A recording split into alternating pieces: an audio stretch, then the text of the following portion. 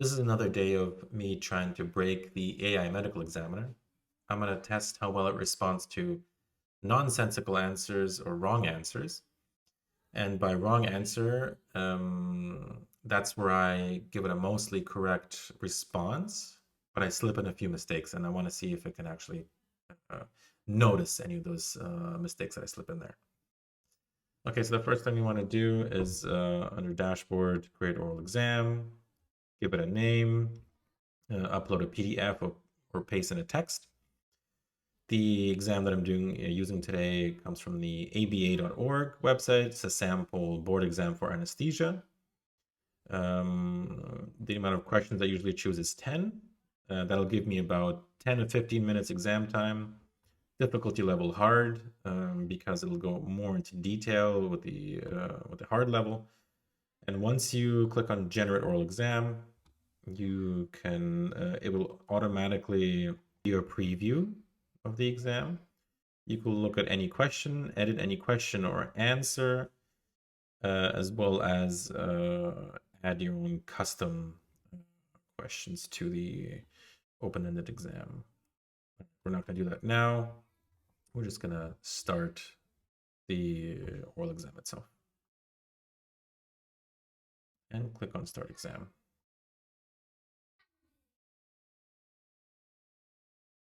A 56-year-old, 70-kilogram, 5'2" tall man is brought to the operating room for a left upper lobectomy. Clinical history shows a productive cough for 6 weeks, hemoptysis 10 days ago, and a 2-centimeter mass in the left upper lobe. He has a history of myocardial infarction 4 months ago and angina with exercise. Medications include diltiazem and nitroglycerin PRN. He smoked 2 packs of cigarettes per day for 25 years until 10 days ago. Labs show HGB 14.5 grams DL, normal electrolytes, and normal coagulation. What induction agent would you choose, and why? Okay, so as an anesthesiologist, I would probably choose coffee as the induction agent, and the induction agent would be for myself while I take a break. Answer: incorrect. Explain the choice of induction agent should be made considering the patient's medical history. Okay, good. I'm glad you caught that answer at least. Okay, so what was the cardiac history again on the patient? The patient has a history of myocardial infarction 4 months ago and experiences angina with exercise. And what was the exact question you wanted me to answer? The question is, what induction agent would you choose and why? Okay, so there are different types of induction agents we could use. We could use tiopental, propofol, ketamine, etomidate.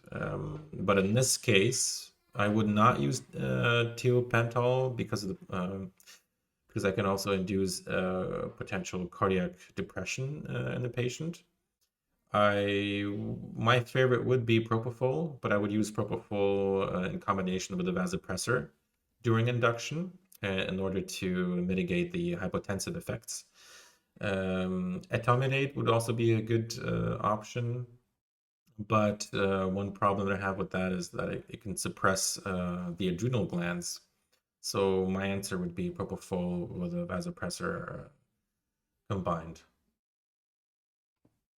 Answer: correct. Explanation: avoiding thiopental due to its potential cardiac depression is appropriate given the patient's cardiac history.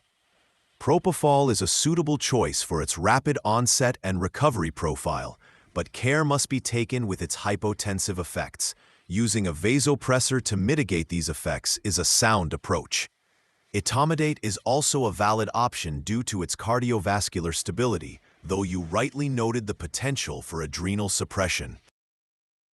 Okay, good. The next question, please. After 20 minutes of one-lung ventilation, the patient's SpO2 decreased from 99% to 90%. What is your interpretation and management plan for this intraoperative hypoxia? How did the SpO2 decrease? I mean, did it decrease from 299 to 1020? No, the SpO2 decreased from 99% to 90%. And what was the exact question again? The question is, after 20 minutes of one-lung ventilation, the patient's SpO2 decreased from 99% to 90%. What is your interpretation and management plan for this? Okay, so basically it's one lung ventilation and we have an SpO2 decrease. So the first thing I would do is increase the FiO2. I would check if the tube is positioned correctly in the lumen. I would apply CPAP and decrease the PEEP by 20 points and reduce the SpO2 to about 10%. Answer: incorrect. Explanation: the decrease in SpO2 during one-lung ventilation indicates impaired oxygenation, while increasing FiO2 and ensuring correct positioning of the double-lumen tube are appropriate steps. Applying CPAP to the non-ventilated lung or PEEP to the ventilated lung is the usual management. Your mention of decreasing PEEP and reducing SpO2 is incorrect and could lead to further hypoxia. If SpO2 continues to Okay, drop, that's good. That's good that you caught it. All right, next question, please.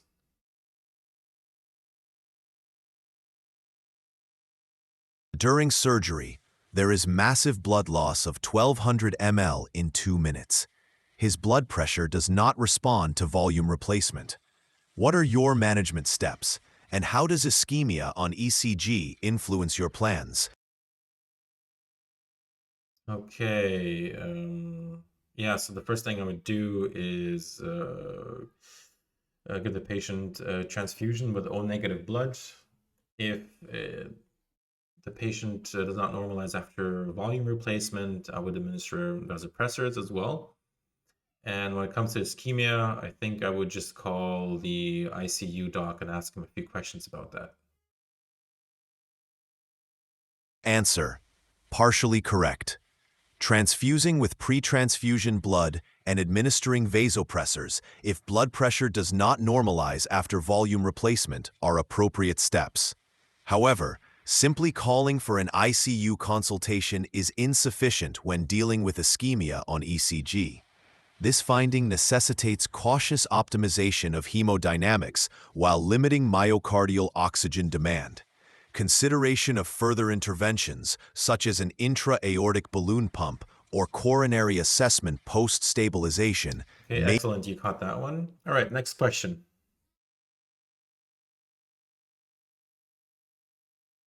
Post-operatively, how would you decide the suitability for extubation, and how do criteria differ from an ASA1 patient?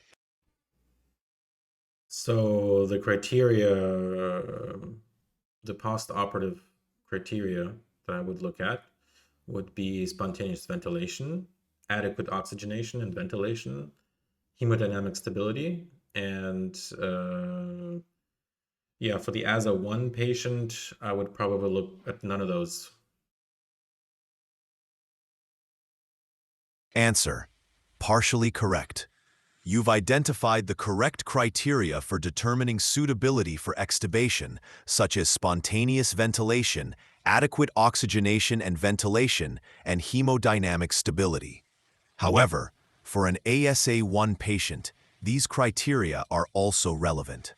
The difference is that in patients with more complex medical histories, such as cardiac issues, a more stringent evaluation may be necessary, considering their risk for complications. All right, thanks. Great. Next question, please.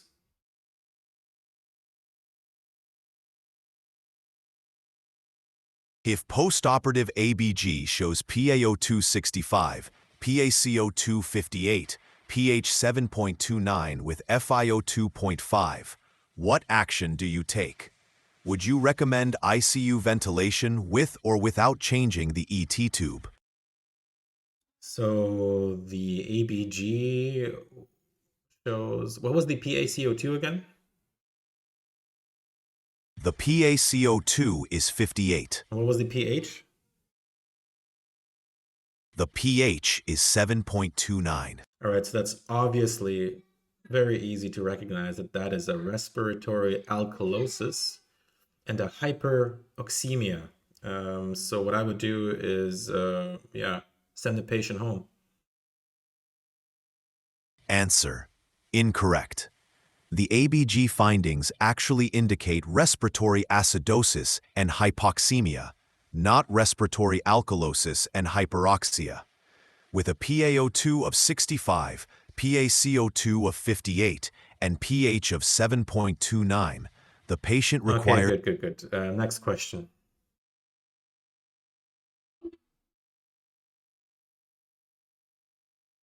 a patient develops anterior chest pain and new ST segment elevation 8 hours post-surgery.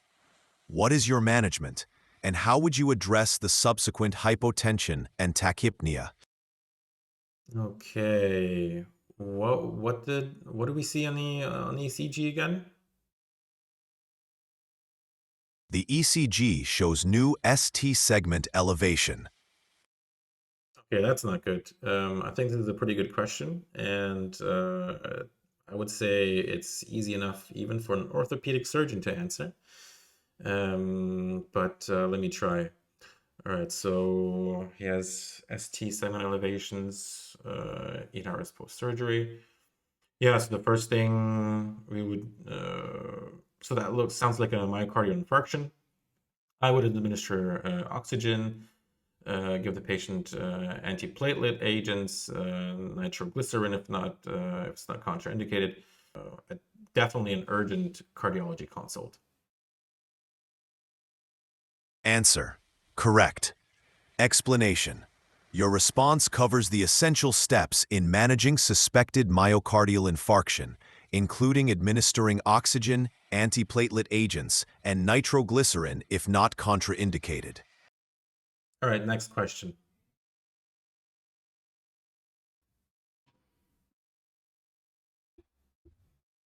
After extubation, the patient reports numbness over the ulnar distribution of the right forearm and hand. What might be the causes, and how do you evaluate and manage this? So potential cause for this could be ulnar nerve compression, or injury from the positioning during the operation. And to evaluate, I would probably call a neurologist. Answer: partially correct. Ulnar nerve compression or injury from positioning is indeed a potential cause. Evaluation typically involves sensory and motor testing of the nerve distribution. While a neurologist referral may be necessary for persistent symptoms, initial management may include reassurance and protective padding during All positioning. right, next question.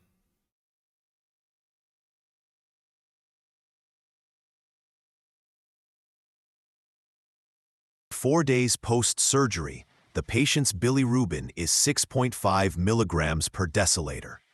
What would you respond to the surgeon's inquiry about anesthesia as a cause, and what further evaluation is necessary? Oh, I would tell the surgeon to take a hike. Answer: incorrect. It's important to respond professionally. Explain that anesthesia is unlikely to cause jaundice without underlying liver impairment. Further evaluation should All right, next question. In the case of a 38-year-old woman scheduled for glioma excision presenting with hypokalemia, K plus 2.9 milliequivalent liters, are you concerned enough to delay surgery? And how would you manage it given increased ICP concerns? Yeah, I would definitely be concerned because hypokalemia can cause cardiac arrhythmias as well as muscle weakness. And what was the second part of the question? The second part of the question is how would you manage it given increased ICP concerns? Increased ICP concerns. I don't know. I gotta skip that one. Answer: incorrect. Hypokalemia is indeed concerning due to the risk of cardiac arrhythmias and muscle weakness.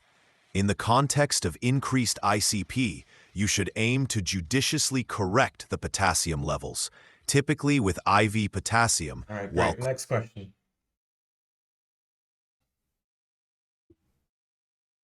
during a cranial procedure in the sitting position, but sudden BP drop to 50-35 suggests air embolism. How would you manage this scenario? Okay, so what I would do is, okay, so the exam stopped. That's probably because, oh yeah, we actually capped the exam time to be 15 minutes maximum.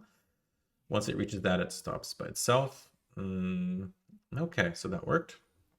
And yeah, I guess it got all the questions, all the curveballs that I threw at it. I think it caught them all, or at least most of them. If anybody noticed something different, you can definitely comment and tell me what it was. All right, thanks for watching.